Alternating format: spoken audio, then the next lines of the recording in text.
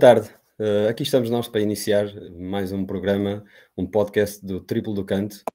Para hoje, Ó Zé, que é isto? Que é isto, vá? Vais tirar o meu opá, trabalho? não sei o que aconteceu aqui. Pá, eu assumi e foi, né? Não, e Sabes como é que fizeste eu bem, não sou? fizeste.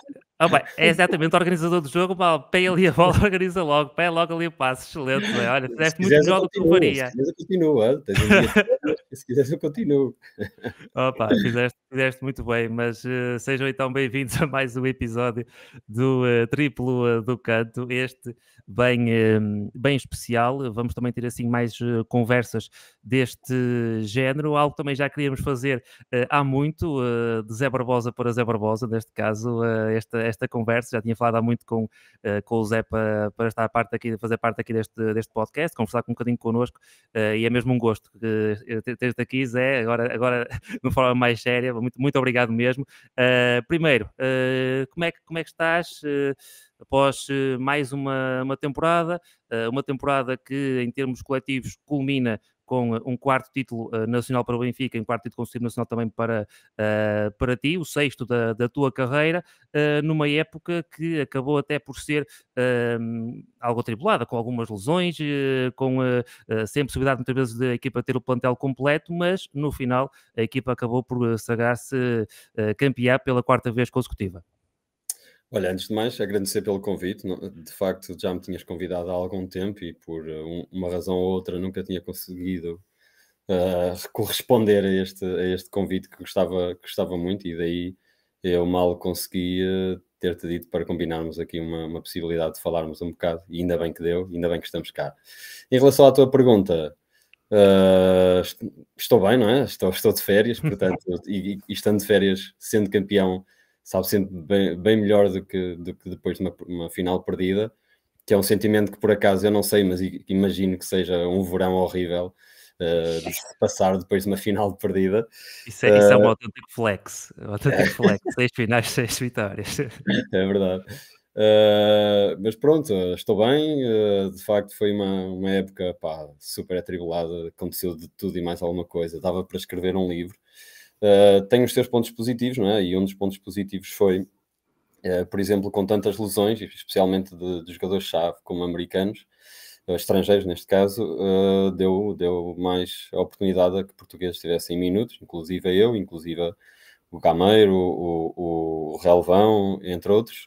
E portanto, nesse aspecto, acaba por ser bom, até porque eu uma vez disse isso numa das respostas, não sei se foi a flash interview ou da RTP ou algo do género, que ainda assim conquistámos o primeiro lugar da fase regular, não é? Mesmo com essas lesões todas, e portanto, eu lembro que a vitória dos dois jogos contra o Porto na fase regular, fora perdemos no Dragão, penso que foi a única derrota que tivemos, e em casa vencemos. E falando de base especificamente, porque estou eu aqui a falar, jogámos sem o norte-americano, fui só eu e o Gameiro, e portanto, contra uma equipa em que se calhar, tendo o Tony Douglas e o Osborne, que são fortíssimos, né, dos melhores do campeonato, de facto acaba por dar algum crédito ao trabalho dos portugueses também. Mas sim, respondendo à tua pergunta e não me querendo alongar muito mais, foi uma época muito atribulada que felizmente acabou muito bem.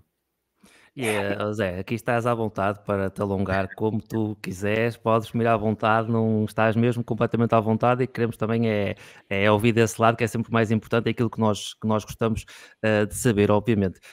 Gostei também, obviamente, do facto de teres mencionado essa questão dos bases, de terem essa afirmação também dos atletas portugueses, da equipa do Benfica, com essas maiores oportunidades nesta época. Achas que também é algo que vais vendo um pouco pela Liga, apesar, obviamente, e sabemos da influência que o atleta estrangeiro tem numa equipa, e falamos de regras que agora colocam a possibilidade de ter 6 atletas estrangeiros numa equipa, mas continua, obviamente, a ser importantíssimo o papel do jogador português, e justamente atletas como tu, os atletas de seleção nacional, atletas que sempre jogaram em Portugal e continuam, quer na tua carreira no Oliveirense e agora também no Benfica, que são elementos sempre importantíssimos para chegar a estes momentos e ter uma equipa que possa vencer um campeonato.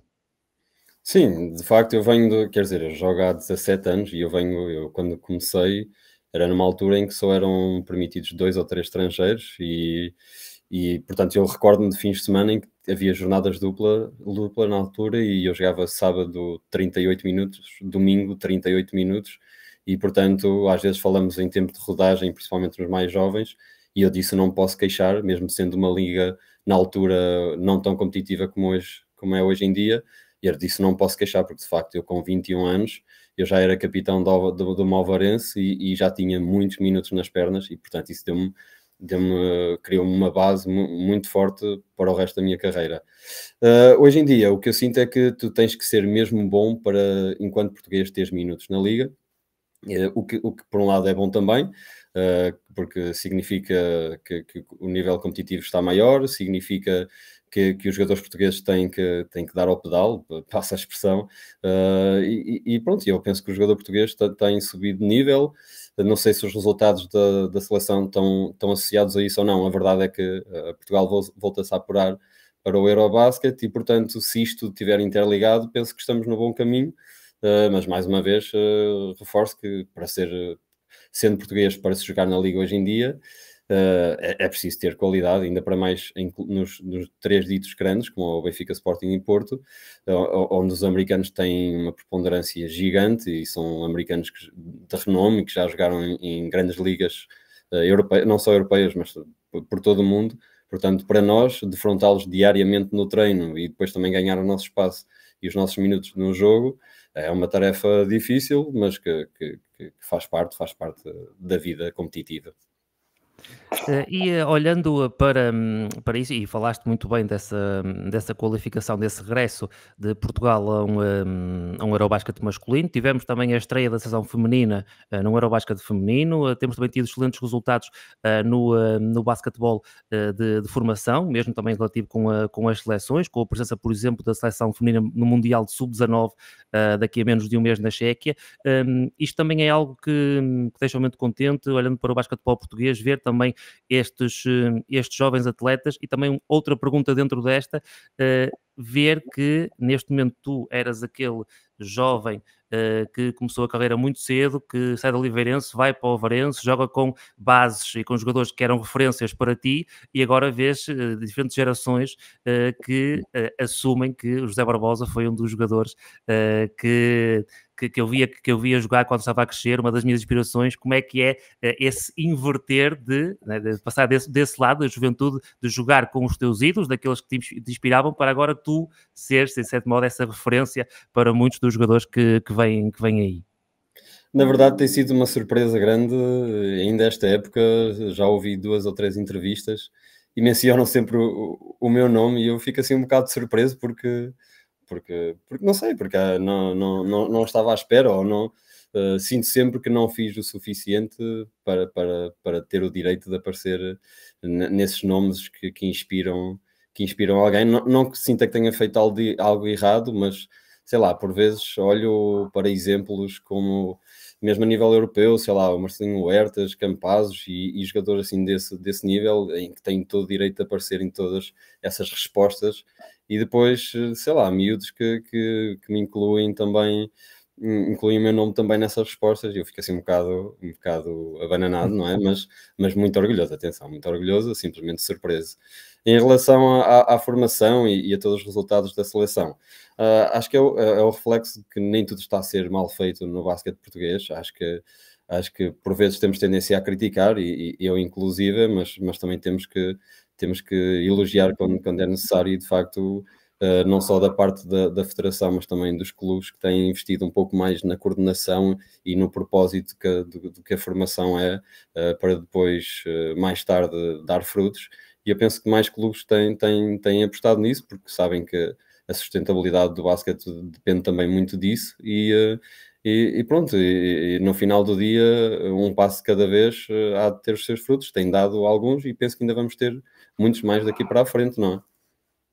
E por falar em formação, vamos voltar um bocadinho atrás. Já falamos aqui um pouco da tua juventude, no início também da tua carreira de basquetebolista, de formação na Oliveirense. Se não estou em erro, também praticavas futebol e natação, Certo. certo? Praticavas três e tiveste Ginástica que escolher, e ao início, ao que parece, a escolha não foi o basquetebol. Não, não, foi futebol. Eu escolhi futebol ao contrário do meu irmão, que escolheu basquete, pelo menos é mais ou menos que eu me recordo assim da história. E o meu irmão foi para o basquete e eu fui para o futebol, porque pronto, por influência também de amigos ou de família, não sei bem porquê essa escolha. Mas na minha cabeça ou no meu coração, a minha recordação está em que o meu irmão foi a um torneio de avião para os Açores, salvo erro, ou o meu, eu já não me lembro, e eu tive que ficar em casa porque eu já não praticava basquetebol e aquilo deixou-me bastante triste. Pá. Não sei se eu tinha assim tanta vontade de andar de avião ou se era mesmo, tinha vontade de jogar basquete e andar de avião, não faço a mínima ideia, sei que fiquei em casa com a minha mãe triste e então inscrevi-me no basquete outra vez, só para ter a oportunidade de ir a torneios e andar de avião, e a verdade é que no ano seguinte inscrevi-me e tive um torneio na Madeira, que é bastante conhecido, costuma realizar no Cabo Madeira todos os anos, e portanto foi esse torneio na Madeira e ganhei aí a minha vida.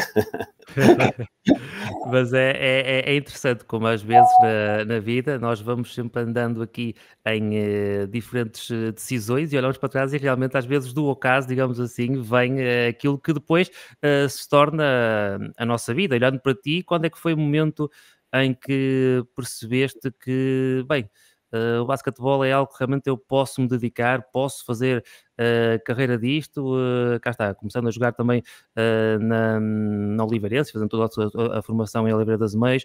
Como é que foi também esse momento e quando te lembras mais ou menos dessa passagem de, ok, eu acho que consigo fazer carreira de basquetebol?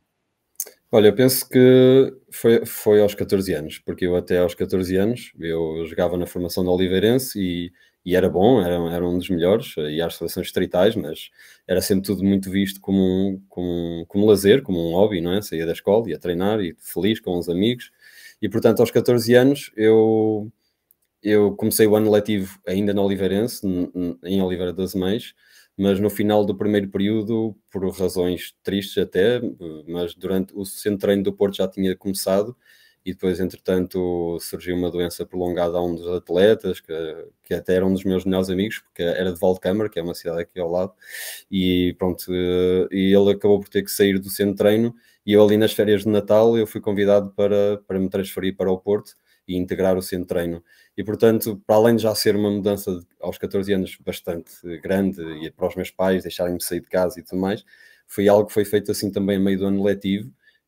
Por exemplo, hoje, sendo pai, se a minha filha me pedisse tal coisa, eu pensava duas vezes se deixava, porque de facto acho que mas os meus pais não pensaram duas vezes, simplesmente perguntaram se é o que tu queres, vai, e nós estaremos aqui para o que for preciso, também não é assim tão longe quanto isso, é meia hora, 45 minutos daqui, e portanto deixaram-me ir, e penso que a partir daí, não só pela competitividade que encontrei lá, mas pelas dificuldades principalmente que te fazem acordar para a vida e ver o que realmente importa e superar ali determinados desafios que foram muito difíceis, mas que depois, com o passar do tempo, vais percebendo que ou queres mesmo e estás cá a 100%, ou então sais e no próximo ano letivo voltas para a Oliveira, para os teus amigos, para o teu comodismo e segues uma vida feliz na mesma.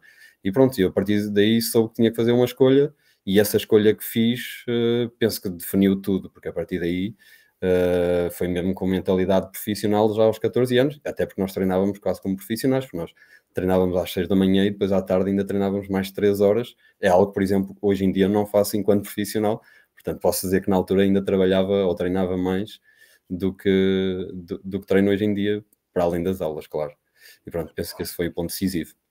Sim, já ficou enraizado, digamos assim, esse estilo de vida, essa forma de estar, de olhar para o basquetebol, essa mudança, obviamente não digo deixar de ter prazer, porque é diferente, mas de deixar de ser algo de lazer para realmente algo que que seria possivelmente a tua profissão. E claro que aqui há sempre nuances diferentes, porque assumo obviamente que existe na mesma essa paixão, esse gosto pela modalidade, mas há sempre outras questões que vão aparecendo, e épocas mais chatas, mais do que outras e assim, mas vem sempre o do início desse amor pela modalidade. A verdade é que também a tua carreira profissional começa muito cedo, mas neste caso no clube rival da Oliveirense, na Ovarense. Como foi essa passagem? E como mencionei, chegar logo a uma equipa, que falamos de uma equipa que na altura campeã nacional e com bases de grande qualidade. Sim, quer dizer, tu vais perceber ao longo da nossa conversa que eu acho que tive muita sorte no alinhamento da minha carreira, porque num dia em que eu acabar, pode estar para breve ou não, mas certamente olharei para trás e vou dizer que tive a carreira que se pudesse desenhá-la no início, eu desenharia assim, e foi acontecendo um bocado por acaso, e portanto vais perceber o porquê de eu estar a dizer que tive um pouco de sorte, porque de facto eu cheguei, acabou ali o escalão de sub-18 e eu queria começar profissionalmente. Tive o convite do Sangalhos, onde assinei um contrato de 4 anos com o Sangalhos para a Liga, ou seja, eu iria para a Universidade de Aveiro e depois iria treinar ali ao final do dia no Sangalhos e pronto, iria ser o meu início de trajeto. Não sei onde é que isso me levaria, mas eu achava que era um bom projeto, porque eram muitos portugueses muito batidos ali de Pro-Liga, um bom treinador, o Francisco Caradeço, ou seja, achava que era ali um núcleo muito forte de portugueses que me pudesse ensinar basquete e vida também, que também para mim isso era importante. E de um dia para o outro surge uma proposta da Ovarense tricampeã, que estava a tentar reduzir custos, que a Dolce Vita tinha cortado um orçamento enorme, que também estavam a preparar o futuro, e então andava à procura de um base muito jovem, mas que fosse um projeto de futuro, sem dúvida. E lembraram-se de mim, não só pela proximidade do local, mas também pelo Carlos Pinto, que já aí até aí já me tinha defrontado muitas vezes na formação, que tinha muito conhecimento sobre mim, que me conhecia bem, e que era treinador adjunto na altura da equipa da Alvarense, e que sugeriu o meu nome. Então, a partir daí foi aquele processo de falar com o Sangalhos, falar com o professor Francisco Caradeço, pedir-lhe se dava para anular o contrato assinado, porque de facto o Alvarense tricampeão, um contrato de 4 anos, com o projeto que tinham para mim, era um projeto muito aliciante, era quase impossível dizer que não. E pronto, e por início eu sempre agradeci e continuo a agradecer ao prof. Francisco Caradeço e ao Sangalhos por me ter libertado, porque de facto a partir daí eu integro ali numa equipa de Alvarense que mesmo em cortes tinha ali uma super equipa, em que ganha tudo nesse ano, exceto o campeonato contra um Benfica, ainda mais super equipa, porque de facto era um Benfica disposto a destronar o Alvarense a todo custo, e de facto tinha ido buscar jogadores nesse ano incríveis, tinha uma equipa inacreditável. Mas pronto, eu tive a oportunidade de treinar diariamente, e falando de bases, que tu mencionaste isso, contra o Manarte, contra o Mário Fernandes e contra o João Abreu. Portanto, são 3 ícones, 3 lendas do basquete português, todos com características diferentes. Portanto, eu sempre tentei ir buscar o melhor de cada um. Às vezes vejo, e sei que isto pode não ter nada a ver, e quem estiver a ouvir até pode dizer que isto é um caso ridículo, mas às vezes eu vejo muito ténis e vejo o Alcaraz e estou sempre a dizer que o Alcaraz vai buscar o melhor de cada um, o melhor de Federer, o melhor de Victory. E às vezes recordo-me, não que eu tenha alguma coisa a ver com o Alcaraz ou que seja do mesmo nível, mas o que eu tentava fazer na altura era exatamente isso, era ir buscar o melhor de cada um, porque os 3 jogavam um bocadinho diferentes, e apanhar e aprender. E para além disso ainda tinha o treinador que era o Mário Leite, é uma lenda em Ovar, e que também tinha sido foi um dos melhores bases de sempre, e portanto todo este processo era impossível ter escolhido um ano. O primeiro ano foi surreal em termos de aprendizagem, era só servir de esponja e espremer tudo que me diziam diariamente, e foi incrível. Sim, realmente foi um início que, como disseste, foi importante para ti e interessante também olhares para e fazer essa comparação com outros esportes, porque realmente isso é algo que nós muitas vezes vamos olhando e vemos algum jogador, seja do que for, futebol, handebol, basquetebol, o que seja, e dizemos, aquele jogador, lembra-me daquele jogador, mais aquele, ou sei, tem ali alguns toques daquele, assim, e vamos realmente buscando influências das pessoas que estão à nossa beira e, obviamente, também de ídolos que temos, não só nacionais, também internacionais, procuramos, obviamente, ter esse ídolo. Por falar também em referências, hum, algumas referências que tinhas também nesse início da tua carreira, na tua juventude, de basquetebol nacional e também de basquetebol internacional, de certo modo, que tu olhavas e dizias, "Epá, eu gostava mesmo de ter aquele estilo de jogo, eu gosto muito do modo como aquele jogador joga e gostava de que o meu jogo, ou de moldar, por exemplo, parte do meu jogo com aquele atleta." Por incrível que pareça, no sentido de jogar como este ou aquele, eu não tinha, não sei Ok. se por, não sei se porque achava que simplesmente tinha que assumir o meu caminho Uhum. e ter uma forma única de jogar, porque toda a gente é diferente, Claro. mas apanhava-me muito mais, e aí sim seguia muita gente, por exemplo. O João Abreu, eu quando sou 13, 14, 15 anos, lá está naquela altura em que eu me começo a tornar mentalmente um pouco mais profissional, o João Abreu estava a fazer esse processo de começar profissionalmente, de projeto futuro, um prospect gigante, ele vai ao campus Adidas, inclusive, e portanto eu vejo a transformação toda dele, desde um miúdo franzino, com muito pouco peso, mas com uma habilidade para jogar aquilo, a tornar-se num homem, e eu vejo esse todo, eu vejo o processo todo, quer em termos de construção física, em construção de jogo, em construção mental, vejo essa, e portanto, isso para mim sempre foi um exemplo gigante do que é preciso batalhar para uma pessoa passar de formação a um jogador profissional e profissional capaz de acrescentar coisas, não tornar-se profissional só porque simplesmente é pago. E ele não, ele tornou-se profissional e mesmo numa altura, vamos chamar das vacas gordas, onde era muito difícil portugueses jogarem, ele não virava a cara à luta e sempre lutava e sempre lutou diariamente para ter os minutos dele. E, portanto, por exemplo, o João era uma das referências. Claro que depois, entretanto, via muito o oliveirense profissional, sénior, e aparecia um ou outro americano, e tem um espanhol que eu adorava, que era o José Laza, que era um jogador que tinha jogado muitos anos no Real Madrid e que veio fazer um ano, acho eu, só aqui a Oliveira, já meio que reforma, que é para mim, e te falavas de tentar copiar o estilo de jogo. Não é que eu tivesse tentado copiar o estilo de jogo dele, em termos de como se passa, como se dribla, como se lê, mas a forma de estar, principalmente, a forma de estar e de liderar a equipa, para mim encantava-me. Ele era super sereno, super tranquilo.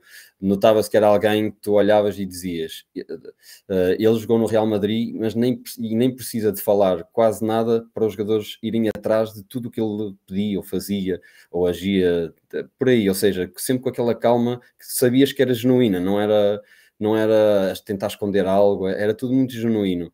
E isso a mim encantava-me. Enquanto miúdo, enquanto eu lembro de ver finais contra a Portugal Telecom, com o pavilhão a abarrotar e aquilo estava tudo com os nervos em franja, e ele parecia-me sempre igual, sempre igual. Se calhar por dentro estava Uhum. todo borrado, mas por fora, pá, inspirava tipo uma tranquilidade e uma confiança que pronto, se estás a ver, são essas pequenas coisas que eu acho que sempre me foi inspirando, muito mais do que propriamente como driblar, como lançar, como correr, como ler pick and rolls, etc, etc. Mas é interessante como tu referes essa parte de provavelmente ele estava todo borrado por dentro, porque acho que é algo que se calhar tu podes-te rever mais tarde, às vezes situações que se calhar por vezes até podes transmitir calma ou assim, mas por dentro muitas vezes as pessoas não sabem o que é que se vai acontecendo com nós e temos sempre Sem dúvida. jogos, não é? E tu és um exemplo de um atleta que eu vejo muitas vezes e que parece sempre que está com uma tranquilidade e assume que não seja isso que acontece por dentro, tenho Não, toda a não, certeza, mas, não. mas é algo que passa para fora, e certeza que muita gente vê desse lado, assim como tu vias, digamos assim, em miúdo, muitos miúdos também veem esse lado e veem também essa tranquilidade de fora, não é? Como é que é possível ter este espírito? Quando eras também na tua juventude, e mesmo mais à frente, ou o que seja, mas quando também começaste com a tua carreira profissional, ouço muito no podcast norte-americano, o podcast do Quentin Richardson, eles fazem muita pergunta, com o Darius Miles também, fazem muita pergunta, what was the first player to bust your ass? E aqui a pergunta era mais basicamente assim, tipo, welcome to the league moment, qual é que foi um momento que possas te lembrar, ou assim especial, de certo modo teres, não digo apanhar uma realidade diferente, mas entrares num jogo, jogares contra alguém que era alguma referência ou o que seja, e de repente vês, ok, isto aqui é um nível diferente, é outra coisa, digamos assim. Olha, estávamos a falar dos meus companheiros de equipa e eu acho que, pronto, eu a seguir vou dizer um de jogo, mas o que eu passei no treino na primeira semana em Ovar foi para mim, foi um choque. Aliás, eu na altura ainda nem tinha carta, porque eu tinha 17 anos e era o meu pai que me levava ao treino, e de Oliveira para Ovar e de Ovar para Oliveira, e ele ficava a ver o treino. E depois, eu também nunca fui falar muito, mas pronto, com o meu pai sempre falei qualquer coisa, e eu na primeira semana, não sei se todos os dias, mas as viagens de Ovar para Oliveira, eu ia mudo completamente, eu nem falava, porque o choque de intensidade, de ensinamento, de realidade, de onde eu vinha para onde eu estava, era tão grande que eu demorava muito tempo a processar aquilo tudo. E de facto, porque não era só a qualidade dos jogadores, era mesmo a competitividade, porque eu sempre fui habituado e cresci numa equipa de formação onde eram os meus melhores amigos, literalmente, desde, sei lá, eu joguei até aos 18 anos com pessoas que eu estava desde os 6 meses no infantário, que são os meus melhores amigos hoje em dia.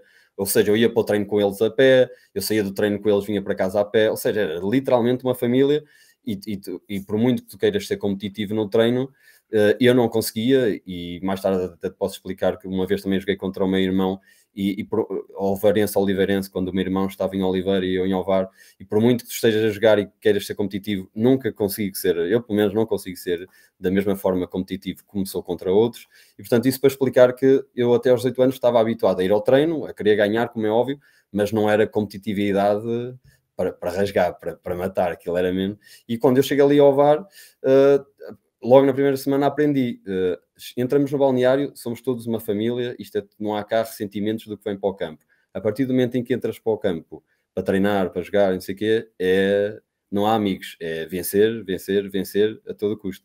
E de facto isso, muitas vezes na primeira semana eu chegava ao balneário depois do treino, um treino que tinha sido completamente maluco, completamente...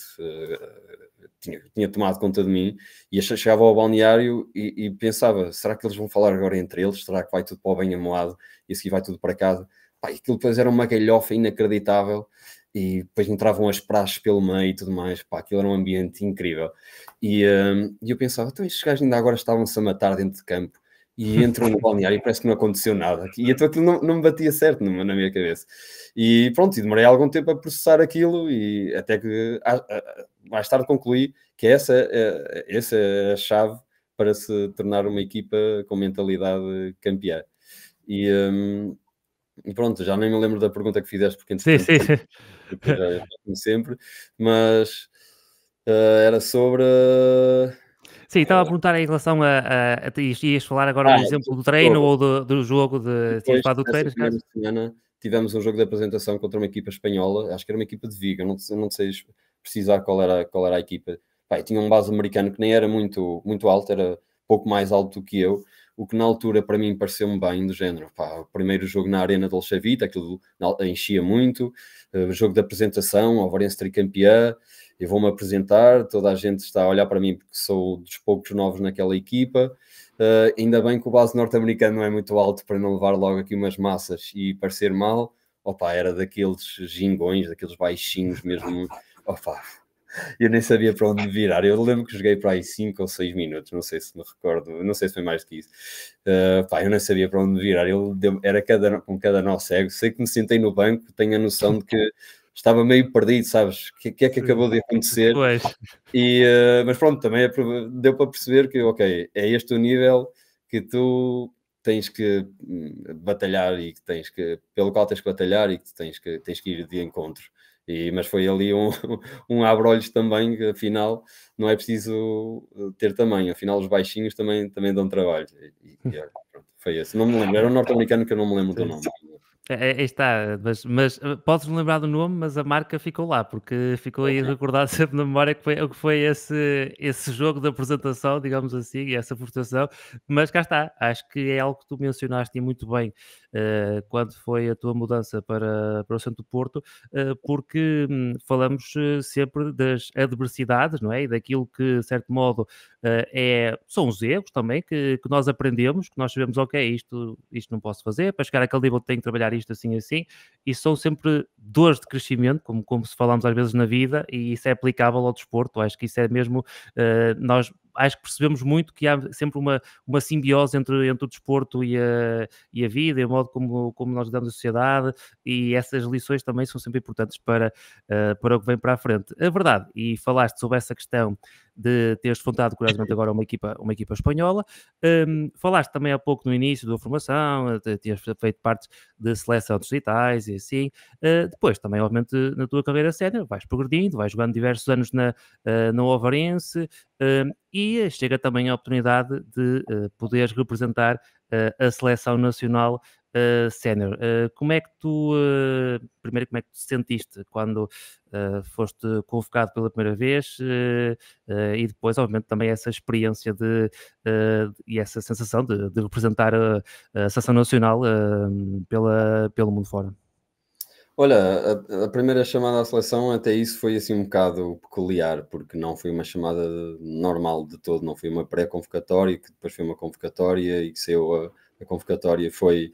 Eu estava no sub-20, na seleção portuguesa sub-20, tínhamos acabado o Europeu Divisão B, que ele tinha acabado a meio de agosto, primeira semana de agosto, e então tinha regressado a Portugal, e então ia gozar as férias de verão finalmente, já há poucas, porque depois a época começaria em setembro, mas ainda tinha ali 2 ou 3 semanas para gozar, e então lembro que estava numa piscina pública aqui na zona, com a minha namorada, e recebi um telefonema do número que não conhecia, saio da piscina a correr, porque a Ana estava a dizer que era um número que não conhecia, mas que era melhor atender. Vou lá atender só porque sim, na altura ainda não havia muitos spams, nem muitas chamadas de telecomunicação nem nada, então uma pessoa atendia, se não conhecia, e atendi, e era o presidente da federação a dizer: olha, a seleção sénior está a meio da fase de grupos de qualificação.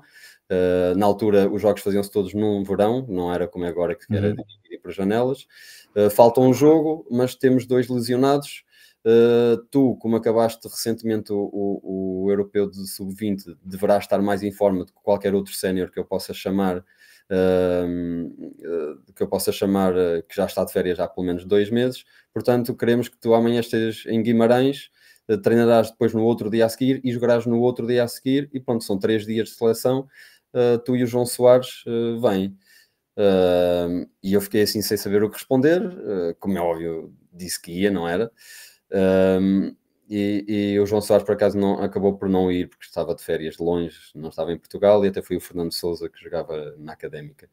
E foi uma experiência em tudo, não é? Eu chego ali à seleção logo com aquelas trutas todas, pá, até o Eshimu estava lá, eu nunca tinha jogado com o Eshimu Evans, que era alguém que eu tinha acompanhado desde a minha infância toda, porque o Eshimu já estava numa fase descendente de carreira, já estava em Portugal há muitos anos, portanto eu tinha crescido a ver o Eshimu jogar, e entre outros, não é? Depois tinha Carlos Andrade, que eu também nunca tinha estado, etc, etc, etc. E era um jogo contra a Geórgia, do Pachulia, ou seja, era uma equipa que não era de todo fraca. E por acaso o treinador era o Montechou Lopes, e eu nunca achei que ele me fosse pôr a jogar. Eu fazia parte dos 12. Os bases eram o Mário Fernandes e o Pedro Pinto, salvo erro, portanto eles rodavam entre eles. O Mário jogava um pouco mais do que o Pedro Pinto, e depois havia um terceiro base, que nesse caso ia ser eu, mas eu achava que ia treinar, mas que não ia jogar depois no dia de jogo. E ele, por acaso, o Moncho Lopes pôs-me 5 minutos e correu até bastante bem. E vim com a camisola para casa da seleção, e portanto foram 3 dias em que pronto, ficaram sempre na minha memória, porque foi a primeira vez que fui chamado à seleção e não estava nada à espera. É engraçado, eu acho que e também com as pessoas que, obviamente, que vou falando, o que vejo mesmo também, na minha vida e vemos no que se vê à volta, é interessante como, muitas coisas que acontecem, quer a nível profissional, quer a nível pessoal, muitas vezes acontecem, do acaso e mesmo e quando menos esperamos. Às vezes estamos com aquela cena de chegar ali, de lutar para aí, de repente uma chamada, uma coisa que nós não estamos a contar, muda, muda de repente o nosso rumo e aquilo que pode acontecer. Tinhas falado também há pouco dessa questão competitiva, de teres também de aprenderes, obviamente, diversas coisas de muitos atletas no início da tua carreira, mesmo o modo, obviamente, de trabalhar, de entrega, de ganhar. E a verdade é que, em termos de vitórias, e começando também, olhando também já mais em frente na tua carreira, porque, obviamente, principiaste a tua carreira, como mencionei, profissional na Ovarense, mas depois houve um regresso a casa, um regresso a Oliveira das Meias, ao Oliveirense, ao clube em que fizeste a tua formação enquanto basquetebolista, e houve também a possibilidade, e conseguiste, e fizeste parte da equipa do Oliveirense que conquistou 2 títulos consecutivos. Como é que foi esses anos, esses períodos em Oliveira das Meias, com uma equipa que contava com jogadores tremendos, estrangeiros e nacionais, uma equipa que marca também realmente uma geração do basquetebol, ainda com atletas a representar a seleção, como é o caso do próprio Travante, que agora representa a seleção portuguesa, mas como é que foram esses anos e aí já tu num papel diferente daquele que era o Zé Barbosa, que chegou ao Alvarense com 17 anos, a olhar para aqueles bases e agora tendo também esta função de líder, de um dos líderes da equipa e assumir também essa responsabilidade, digamos, de envergar o símbolo do Oliveirense de forma diferente do que fazia somente no basquetebol de formação. Sim, quer dizer, fazendo a ligação do que estávamos a falar, eu nesses anos acabo por fazer o papel em que o Nuno Manarte, o Mário Fernandes e o João Abreu faziam no momento em que eu chego ao VAR e, portanto, muito mais responsabilidade, muito mais intervenção, muito mais minutos e foram anos incríveis.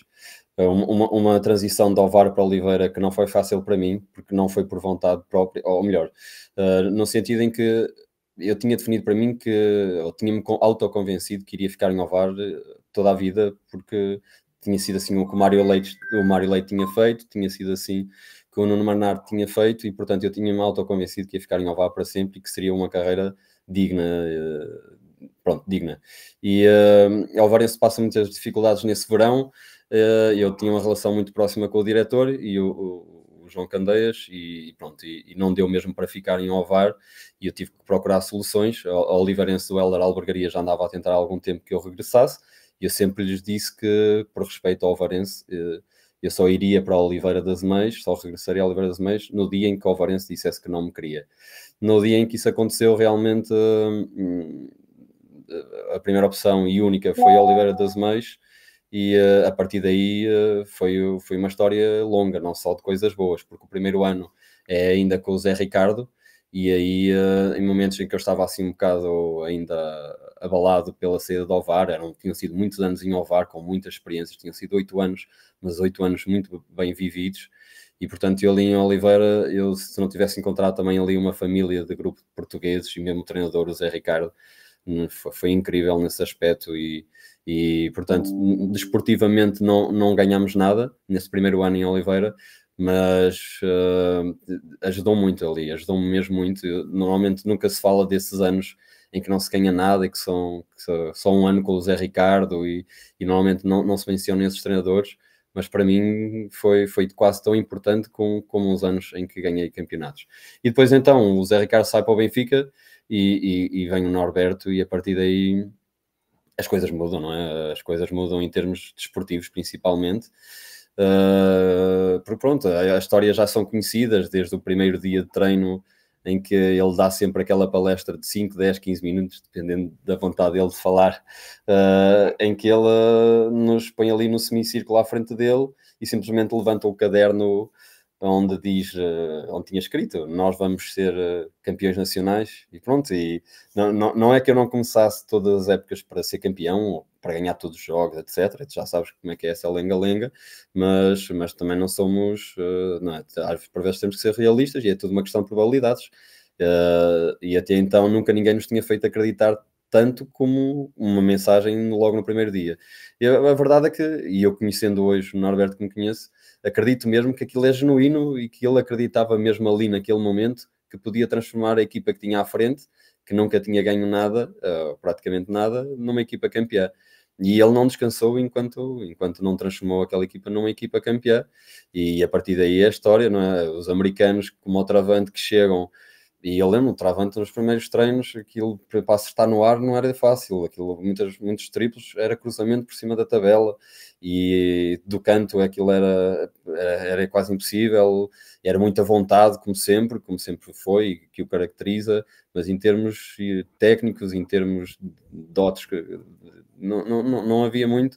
Portanto, mas era ali um diamante por lapidar, e o Norberto apanhou isso, adora isso, e como ele foram muitos outros. A verdade é que as estrelas alinharam-se todas.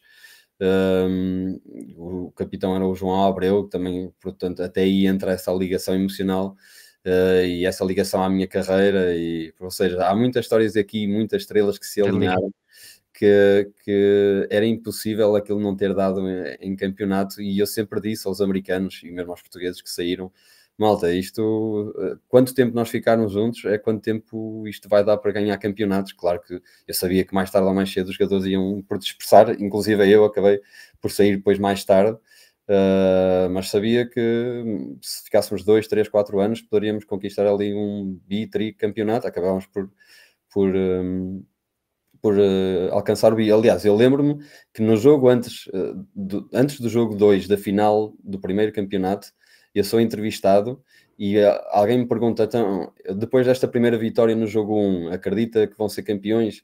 E eu, na minha inocência, estupidez, o que quiser chamar, disse: eu não só acredito no campeonato, como acredito no bicampeonato. E sei lá, estava mesmo com o jogo tinha corrido bem, estava ali mesmo com a moral em cima, estava com o peito inchado, e eu digo mesmo: eu não só acredito no campeonato, como acredito no bicampeonato.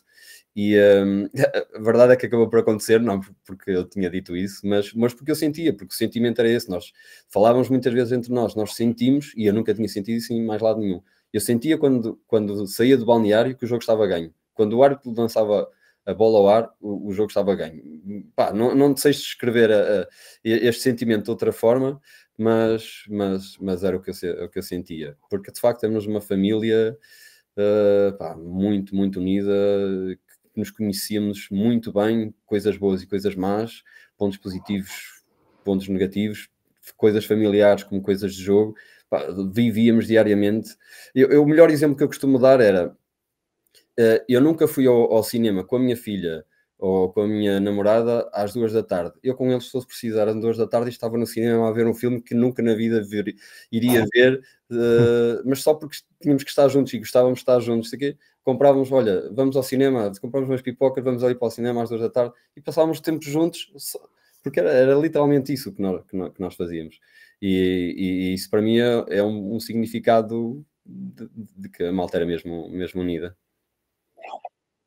Isso é realmente muito interessante, olharmos para esse lado mais psicológico do jogo, mais também desse espírito de equipa, e muitas vezes olhamos para encontros, para séries, e olhamos sempre para o que correu menos bem, percentagens de lançamento, como a equipa defendeu o bloqueio direto, ou o que seja, olhamos sempre para pormenores táticos, escolha dos treinadores, o que seja, mas realmente também existe esse pormenor, que acho também interessante falar, e também gostava que expandisses um bocadinho mais sobre isso, que é o que vai acontecendo também no balneário. Ou seja, também foi nesses momentos em que se calhar o bom balneário, o balneário que primeiro tem confiança naquilo que vai fazer, que faz tudo junto, que tem também toda essa crença que algo vai acontecer de positivo, isso também de certa forma, para além obviamente do que acontece com os pormenores técnicos e táticos do jogo em si, que também é preciso saber jogar, como é óbvio, não é preciso só querer vencer, como é óbvio na vida, mas só havendo essa conjugação de fatores, é que realmente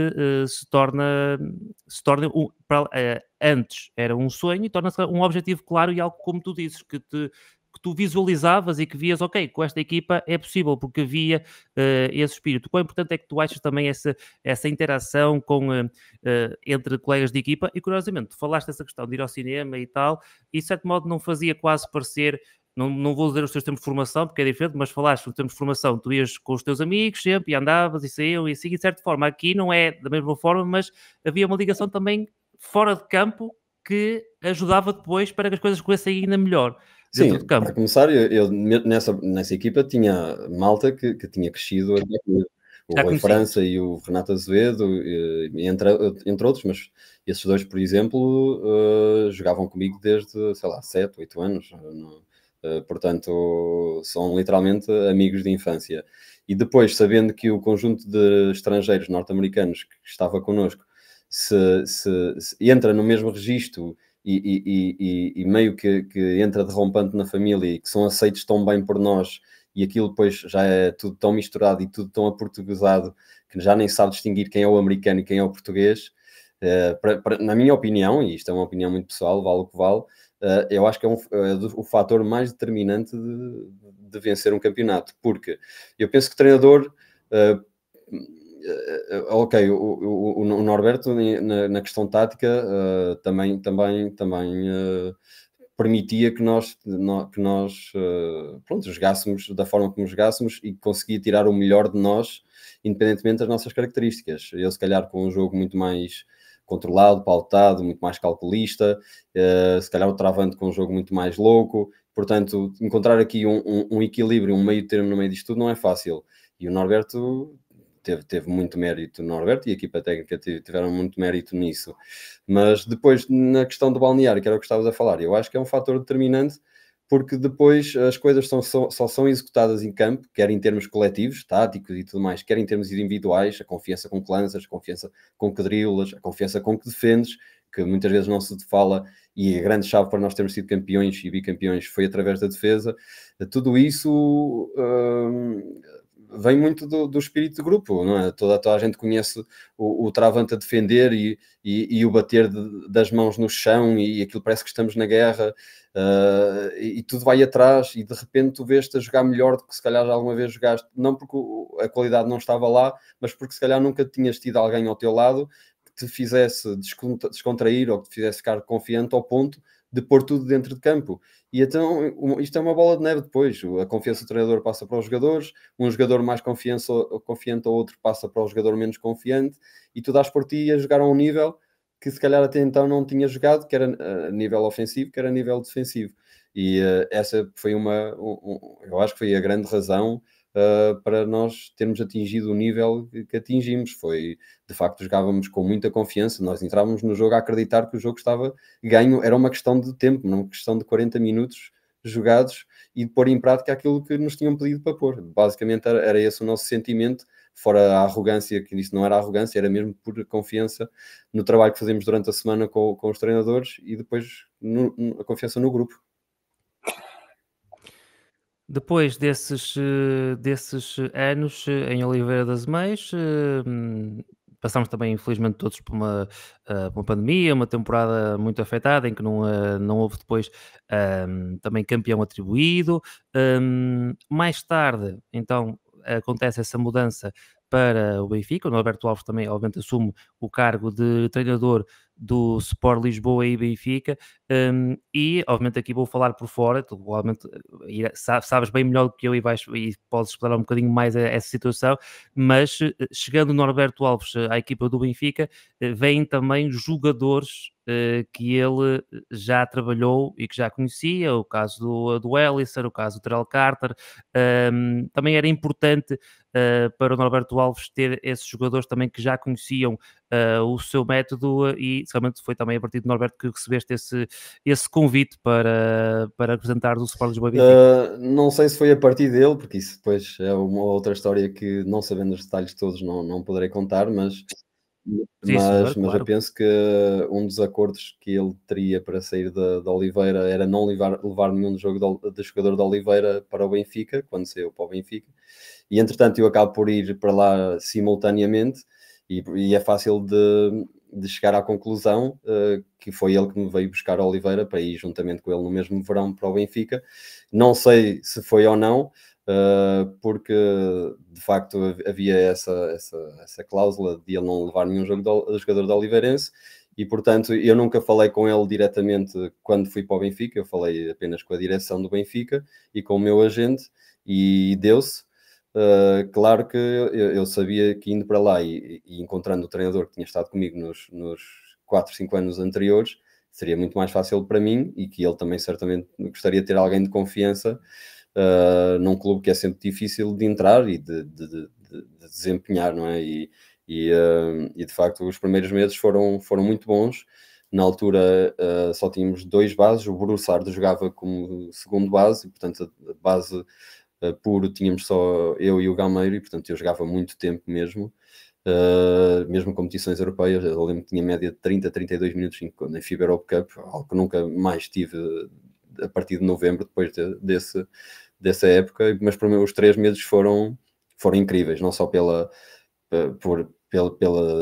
integração na cidade, na equipa, pela experiência nas competições europeias, pelo sucesso que estávamos a ter nas competições europeias, que o Benfica já há algum tempo não tinha nessa época, e portanto correu tudo muito bem, e pronto, e foi uma mudança.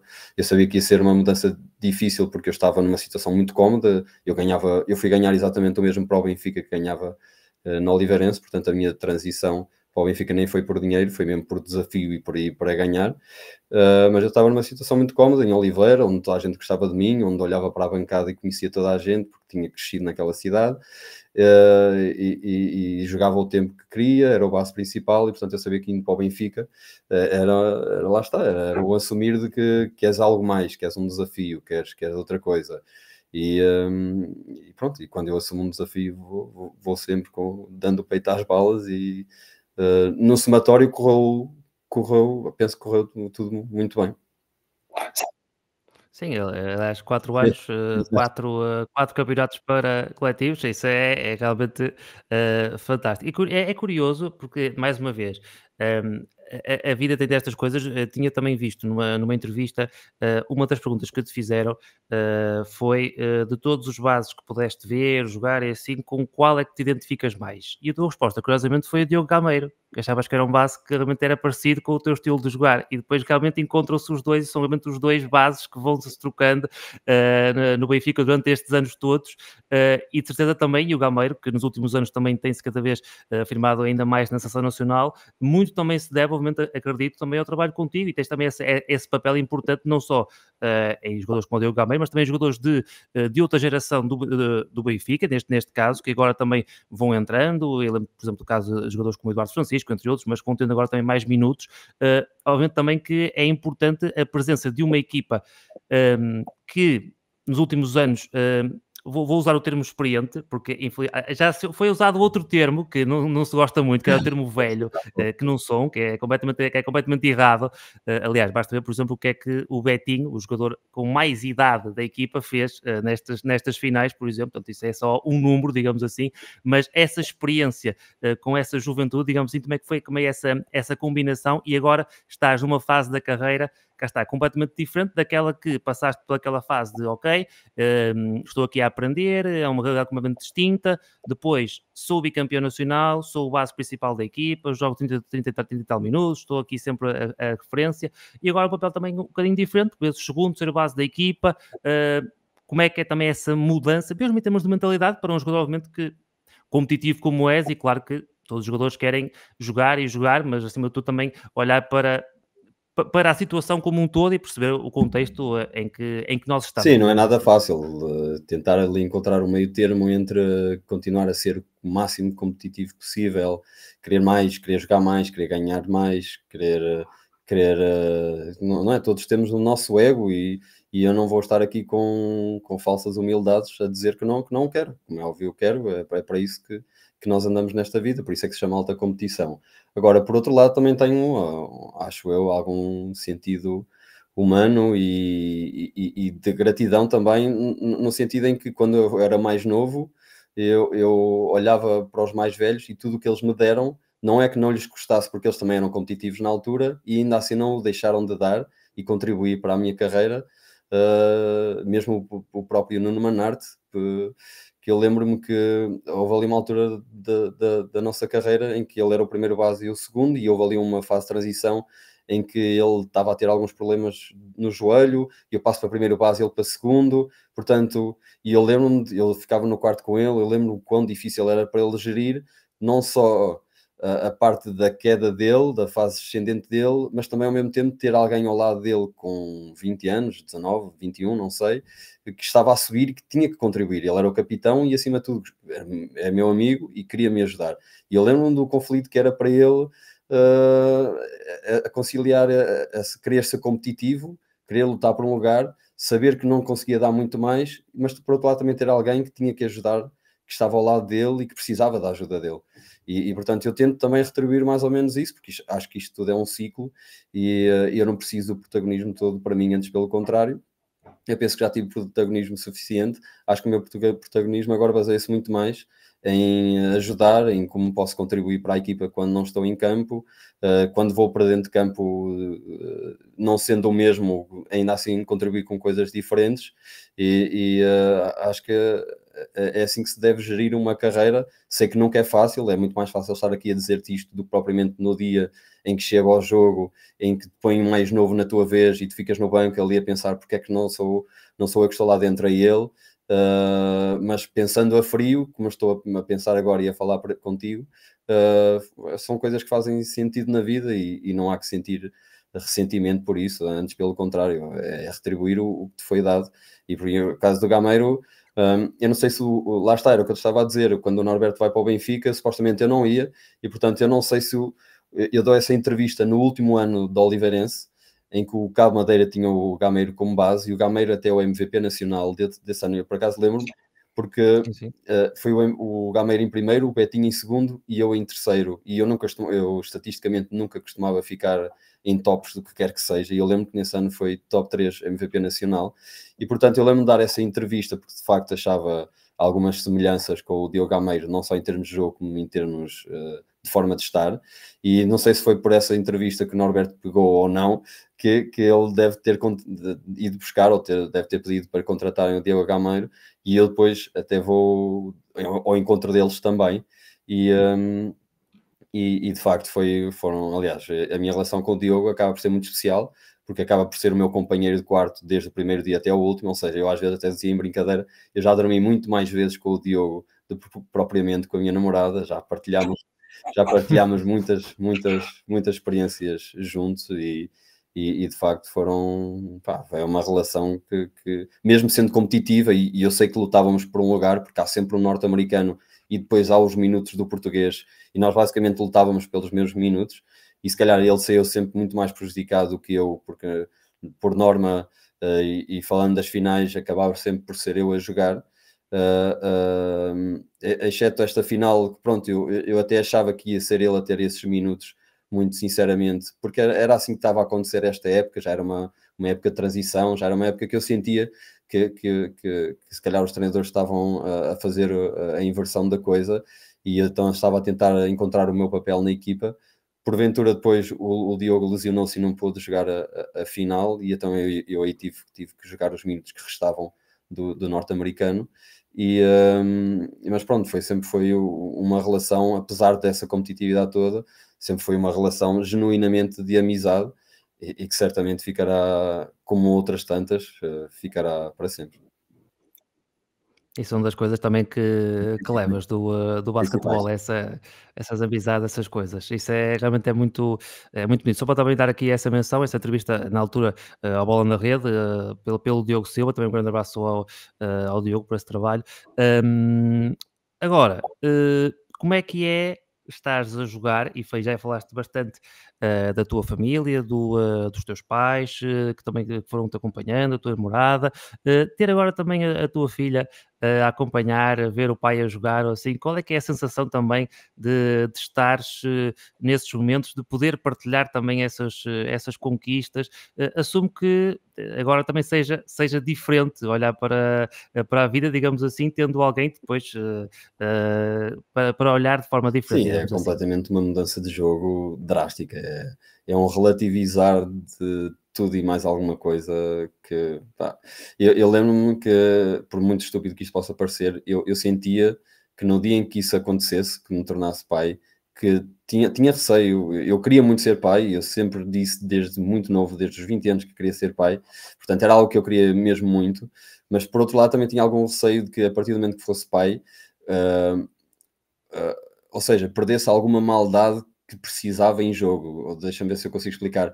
Ou basicamente que deixasse de Sim, ser o sim, competitivo que necessitava de ser para jogar a este nível. percebi. E felizmente não aconteceu. A competitividade vem mesmo lá de dentro e está sempre presente, independentemente dela existir ou não. Custa-me mais quando ela está presente no pavilhão do que quando não está, porque sinto que há muita coisa a acontecer à volta e sinto que inconscientemente tenho que estar preocupado com algo que, se ela não estivesse, não tinha que me preocupar. Ou seja, mesmo estando no jogo e mesmo sabendo que está muita gente à volta dela e com ela a tratar dela, pá, aquele instinto de pai, de querer saber se está Ai, tudo bem, de inconscientemente olhar para a bancada para cruzar o olhar com ela, e para ver se está tudo bem. Não é? São momentos, são segundos que tu perdes o foco e que eu detesto, pá. Eu quando estou no jogo, por mim, o campo chocava. fecha-se ali nas linhas e por vezes até finjo que parece que estou a olhar para a bancada e não estou, eu simplesmente estou a pensar e nem sei para quem é que estou a olhar, porque de facto não há mais nada à volta. E com ela não, isso muda tudo. E então é muita informação a entrar no meu cérebro que é difícil de gerir. Eu prefiro que ela não esteja, do que realmente esteja. Eu prefiro que ela esteja em casa a ver na televisão e pronto. Mas por outro lado, também gosto que ela sinta o ambiente, sinta o que é que o pai faz. Não quero que ela sinta que o pai é importante, mas quero que ela sinta que o pai trabalha muito para contribuir desta forma para algo, até para ela depois levar isso para o resto da vida. E pronto, é claro que ela depois fica com aquelas. Ela ia para a escola e ia cantar o Benfica, e depois dizia que o pai jogava no Benfica, e os miúdos diziam: eu vi o teu pai na televisão, e ela ficava logo toda vaidosa. E, Todo e contente. eu começava logo a mandar vir com ela para ela parar com isso, mas pronto, mas achava piada que aquela, mesmo não indo a muitos jogos, percebia o que estava a Uhum. acontecer e espero que ela tem 5, vai fazer 6 agora no próximo mês. Uh, espero que sobre alguma coisa nas memórias dela futuras. Sim, e é um orgulho, claro, podes dizer que obviamente achaste piada, assim, mas é sempre um orgulho dizer, ok, pronto, opá, está ali a vangloriar-se do pai, né, assim, tem certo orgulho, ela assim, a dizer, olha, o pai ali, estás a ver, opá, isso realmente é uma sensação completamente distinta. Falando agora desta parte e e falamos agora realmente de outras questões, mas e já mencionamos também aqui diversas lendas do basquetebol português que tu jogaste, que foram referências para ti. Sei que por vezes também para ti ainda é difícil olhar para ti nesse prisma, mas falamos de um jogador que já foi jogador da década de 2010, de um atleta que já ganhou 6 campeonatos, que representou a seleção nacional, que também já jogou em diversos All-Stars, esteve no mais alto nível a jogar em Portugal já há mais de 15 anos no basquetebol profissional. Portanto, o José Barbosa começa também já a entrar nesse capítulo e eu gostava só de perguntar qual é que é o legado que queres deixar quando as pessoas pensam naquele que foi o jogador, o atleta José Barbosa. Isso é uma pergunta difícil, devias-me ter É devias verdade, ter eu tirado sei, essa eu pergunta antes para eu sei. preparar. Não, não, não, Tem não, que isto ir tem que vir dentro. de dentro, tem que vir do Olha, coração. então vai dentro. Muito genuinamente acho que, e eu acho que quando começamos e temos uma carreira a este nível, seja a que modalidade for, por vezes mudamos quem somos, e é natural, mas por vezes mudamos aqueles valores e princípios básicos que nos ensinam, que nos fizeram, que nos acompanharam durante a formação toda, que fazem de nós quem somos. Ou seja, eu sinto que facilmente me poderia ter perdido ao longo de toda a minha carreira,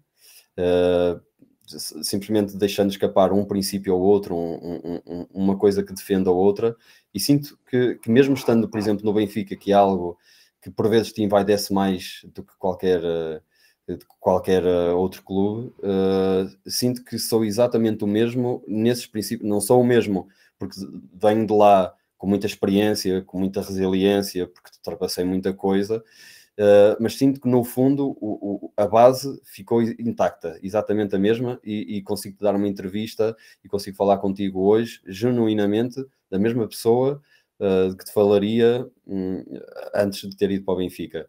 E portanto, falo aqui do Benfica como falo toda a carreira. Consigo te dizer que falo genuinamente hoje contigo da mesma forma que falaria com 17 anos, quando estava a iniciar uma carreira.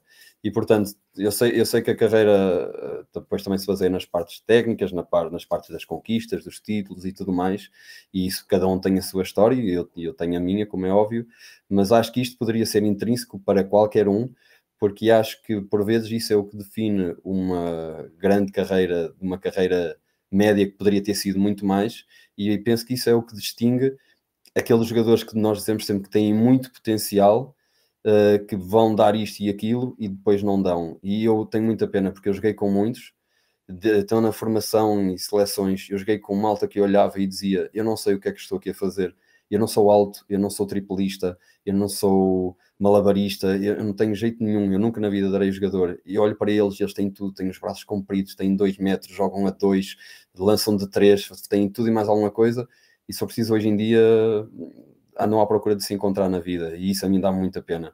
Dá muita pena, e penso que foi isso, penso que foram pessoas que se perderam ao longo do caminho, se calhar não por culpa própria, por incidências da vida, é como eu dizia, por vezes são sortes, e eu tive muita sorte ao longo de toda a minha carreira, mas sinto que se pudesse tê-los ajudado nesse sentido na altura, tê-los ia ajudado, e portanto, algum miúdo que esteja a ouvir isto, ou que vá ouvir isto, e que se sinta mais ou menos na mesma fase, era uma forma que eu poderia ajudar. Agora o resto é trabalho, persistência, nunca desistir, essa é a lenga-lenga de costume. Eu sei que é uma lenga-lenga, mas não é impossível fugir a ela, porque mesmo sem talento ou mesmo sem essas qualidades todas técnicas, é possível. Agora na cabeça, é que acho que está a chave de tudo, e esse é o maior conselho e legado que eu acho que posso deixar, porque também acaba por ser, não uma imagem de marca, não quero definir isso, mas quando olham para mim, veem não só o Zé que incesta, ou o Zé que passa, ou o Zé... veem também esse aspecto mental, percebes? E então, acho que vou escolher esse lado. Sim. Sim, muito excelente resposta. Para quem ainda não estava preparado e estava com receio para responder, foi uma excelente resposta, José. Como sempre, um base também tem que saber improvisar quando a jogada não está lá, digamos assim, definida, né? Há que saber improvisar. Há que saber improvisar. Uma última questão antes de te dar espaço, até porque também já tirei muito tempo, mas agradeço mesmo o tempo que disponibilizaste e esta conversa. Olhando agora para a frente, para o futuro, tens 34 anos, apesar de pareceres que tens menos, tens 32 e pareces que tens menos que eu, mas estás muito bem, não te preocupes, José. 34 anos. Vinho da minha parte, não da tua. Sim, também. São 34 anos. Tinhas também mencionado que os 35 podia ser uma idade em que podias deixar mesmo o mundo do basquetebol, não te dedicar, por exemplo, nem ao basquetebol de formação, assim. É algo que tu ainda está na tua cabeça? É algo que se calhar para já ainda queres desfrutar para já mais do jogo? O que é que para já vai também na tua cabeça, e o que será então o futuro de Olha, José essa questão Barbosa? dos 35, na altura em que eu digo isso, estava a 100% na minha cabeça, muito certo, e normalmente eu sou um bocado teimoso, tenho que assumir, e normalmente quando meto uma coisa na cabeça sou de ideias muito fixas, e realmente estava. Não deixou de estar, mas não posso dizer que esteja a 100% por uma simples razão, e lá está, são incidências da vida que acontecem. Mas de facto, eu durante a minha carreira quase nunca tive lesões. É outra das sortes que tive em toda a minha carreira, e de facto esta época eu tive uma lesão que até poderia ter sido uma lesão de 9 meses a 1 ano, com uma ruptura do Aquiles, mas acabou por ficar ali na fronteira e ser só ali uma ruptura do gêmeo que me durou para 2 meses, mas que foram ali 2 meses, em que eu nunca tinha estado parado 2 meses, não é? E portanto, estar ali impossibilitado de fazer o que quer que seja, acaba por pôr em perspectiva. E, portanto, se eu te dizia há uns tempos atrás que os 35 anos era uma meta a 100% definida para mim na minha cabeça, neste momento já não está a 100%, porque realmente a minha vontade... Eu cheguei a dizer ao Drexel que eu devia ter-me lesionado muito mais novo e muito mais cedo para realmente começar a dar valor, ou o valor devido, não é que eu não desse valor, mas o valor devido. E de facto a vontade que eu tinha de voltar a treinar e a jogar quando eu venho de lesão era muito, era gigante, era demais até, que eu não estava a conseguir controlar aquilo. E pronto, e depois também hoje em dia aparecem muito mais exemplos de longevidade, não só dentro daquela própria equipa do Benfica. Se havia equipa com exemplos de longevidade, era a nossa. Não só o Betinho, como mencionaste, que pronto, é um caso sim, claramente raro, outros único. da mesma idade que eu tinha, como o Broussard, o Romdam, etc., que continuam a jogar como vocês veem, e portanto eu olhava e dizia, ok, se calhar isto ainda é possível ir mais algum tempo. E portanto eu estou aqui numa indecisão. É público que eu vou sair do Benfica este verão por motivos pessoais, não por falta de vontade esportiva própria, quer do clube também, mas por motivos pessoais eu vou sair do Benfica e de Lisboa. A decisão de continuar a jogar ou não ainda permanece na minha cabeça. Eu estou a tirar uma pós-graduação em Data Science e Business Management, e portanto é algo também que me dá muito trabalho, e é algo que eu estou a apostar muito e perco muito tempo com aquilo. E portanto eu, quando entro nas coisas, entro a 100%, e se porventura eu vier a entrar num outro projeto, eu quero que seja a 100%, e portanto eu ainda estou aqui numa indecisão se continuo a jogar ou não. Mas de facto só deixar-te esse pormenor, que dos 35 anos, se antes era a 100% que eu aos 35 anos deixaria o basquete por completo, neste momento esses 100% já não existem, porque continuo a querer ganhar muito e continuo a querer jogar muito e continuo principalmente a querer treinar muito, que é algo que jogar e ganhar toda a gente gosta. Treinar, principalmente em dezembro e em janeiro, quando chove, e sair de casa para ir para o treino e dar lá, batalhar, não é para toda a gente. E é aí que se definem muitas vezes não só os jogadores como equipas campeãs. É ali em dezembro, janeiro, quando o frio, principalmente aqui no norte, que é onde eu estou agora, aperta. Sim, eu bem sei. E portanto a vontade continua, e por vezes temos que respeitar o que a vontade nos diz, e eu vou respeitando e vou vendo o que é que me vai dizendo. José, muito obrigado mesmo por esta conversa. Espero mesmo então que vejas, obviamente, acima de tudo, o que é melhor para ti, porque isso é que é realmente o mais importante, mas acima de tudo, deixa já um legado incrível no basquetebol. Tem sido um prazer acompanhar a tua carreira até agora. Espero que seja para continuar, espero ver mais José Barbosa e ter a possibilidade também de comentar ainda mais dos teus jogos. Era realmente um gosto para mim assim conseguir fazer.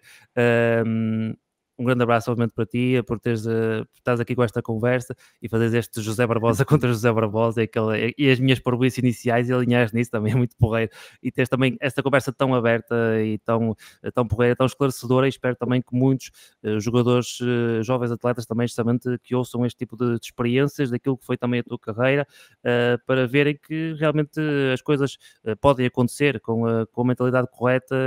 Tudo pode acontecer na vida, e és um claro exemplo disso, e acho que és um exemplo também para uma geração de basquetebolistas que vêm aí e que olham para ti como uma referência, José. Portanto, foi um prazer, mesmo muito obrigado. Para quem está a acompanhar, seja áudio, seja também por vídeo, já sabem, acompanhem o Triplo do Canto todas as quartas-feiras, sigam também o canal de YouTube da Borracha Laranja e também subscrevam a Substack da Borracha Laranja. Falamos também, obviamente, de NBA e Euroliga, mas também trazemos pelo Triplo do Canto o basquetebol português, e procuramos, da nossa singela forma, da melhor forma que sabemos, promover o basquetebol português, que é isso que jogadores como o José Barbosa fazem há muitos e muitos anos, e fazem tão bem. José, Muito um grande obrigado, abraço obrigado pelo convite e, acima de tudo, por esta bem. conversa. Ficávamos aqui mais uma hora a falar, certamente.